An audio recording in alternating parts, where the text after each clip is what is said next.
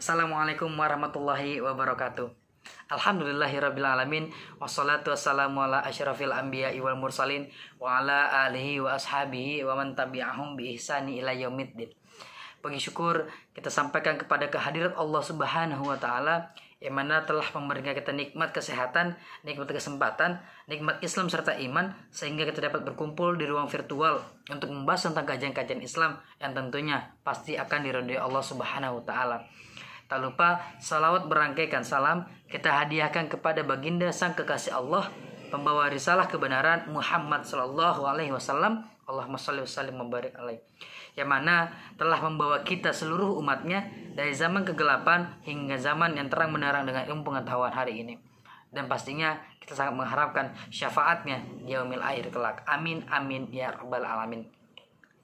Perkenalkan, nama saya Farid Abdullah Lubis akan membahas tentang ajaran ataupun anjuran untuk hidup berhemat dengan NIM 1117051 05 kali 70.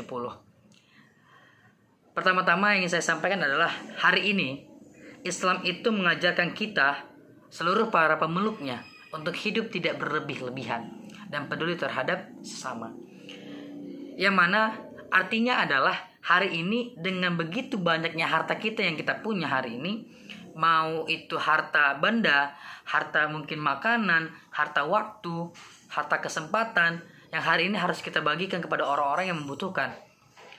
Sikap berhemat bagi seorang muslim, seorang manusia bukan berarti ia menjadi kikir.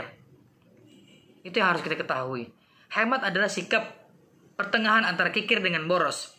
Dalam buku Sirah Nabawiyah karya Muhammad Ridho disebutkan setiap keutamaan adalah pertengahan antara dua sifat buruk. Sedangkan hemat bukanlah tindakan yang berat sebelah. Nah itu. Jadi artinya bagaimana caranya hari ini orang-orang ataupun kaum muslim, umat muslim yang hari ini memiliki harta yang berkecukupan untuk tidak kikir ataupun boros. Ataupun kayak semisal bisa kita bilang tidak ada puasnya. Nah itu dilarang oleh Islam. Dan juga dilarang Allah. Karena Allah mencela orang-orang kikir ataupun bakhil.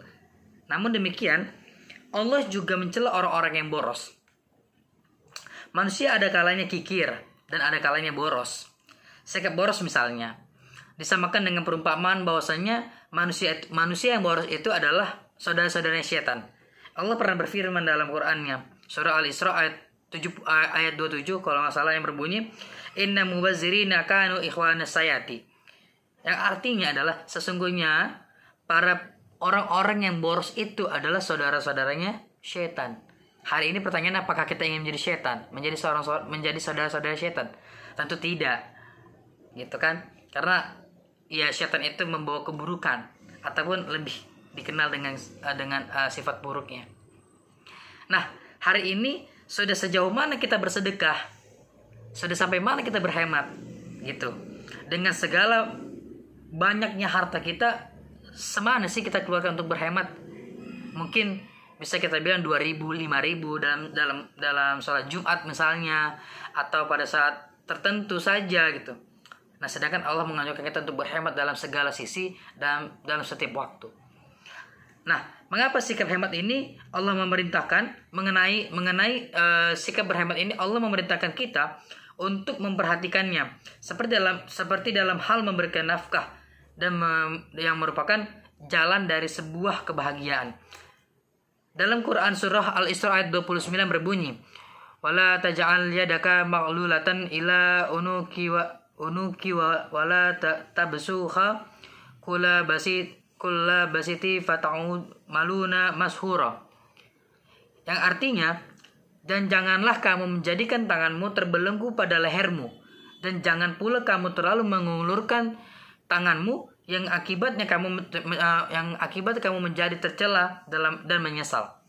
Nah, dalam buku ini dijelaskan Allah Subhanahu wa taala menyuruh Rasulullah sallallahu alaihi wasallam beserta kaum muslimin untuk tidak menahan diri dalam mencari nafkah. Dengan demikian, manusia itu tidak mempersempit dirinya sendiri dan keluarganya dalam menempuh jalan-jalan kebaikan itu tadi. Nah, karena sifatnya manusia itu tidak pernah puas akan segala hal, ya kan? Akhirnya semua ingin diambil untuk kepentingan pribadi. Tapi ada satu kisah bahwasanya ada sepotong kue di rumah Aisyah saat itu jatuh di lantai. Rasulullah mengambilnya lalu memakannya, mengusapnya dulu, membersihkannya lalu memakannya. Kemudian Aisyah bilang, kenapa ya Rasulullah engkau mengambil makanan sudah jatuh yang sudah kotor? Seakan itu bakal tidak baik untuk kesehatan kamu. Kemudian Rasulullah menjawab seperti apa? Rasulullah bahasanya sehari-hari seperti ini. Sungguh sangat tercela untuk orang-orang yang tidak menikmati ataupun tidak bersyukur akan nikmat Allah. Mungkin yang hari ini hadir dengan secercah kue yang jatuh ini. Artinya apa? Itu sangat relevan dengan ayat Allah di surah Ar-Rahman, yaitu fabi ayyi ala'i rabbikuma tukadziban.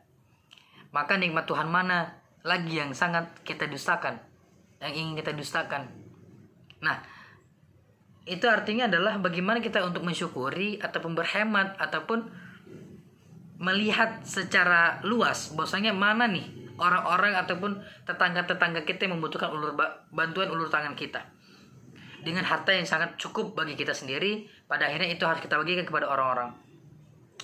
Manusia itu tidak boleh tangannya tersenggap ataupun pelit, juga tidak boleh terlalu mengeluarkan ataupun boros. Dalam artian kita ini boleh memberikan seluruh harta-harta kita, tapi tidak boleh dengan cara yang berlebihan juga ataupun boros. Gitu. Sebab jika keduanya dilakukan, maka manusia itu mencela dirinya sendiri. Mungkin itu aja yang bisa saya sampaikan di bulan Ramadan ini. Sangat kita harapkan bagaimana cara kita dapat bersedekah kepada orang-orang yang membutuhkan, karena bulan Ramadan ini bulan yang suci. Maka dari itu yang ingin saya pesan sampaikan adalah jangan pernah untuk hemat, jangan pernah malu untuk berhemat, dan jangan pernah kita melakukan sebuah sikap boros untuk harta kita. Mungkin itu aja yang bisa saya sampaikan. Lebih kurang saya mohon maaf. Wabillahi taufiq wal hidayah. Wassalamualaikum warahmatullahi wabarakatuh.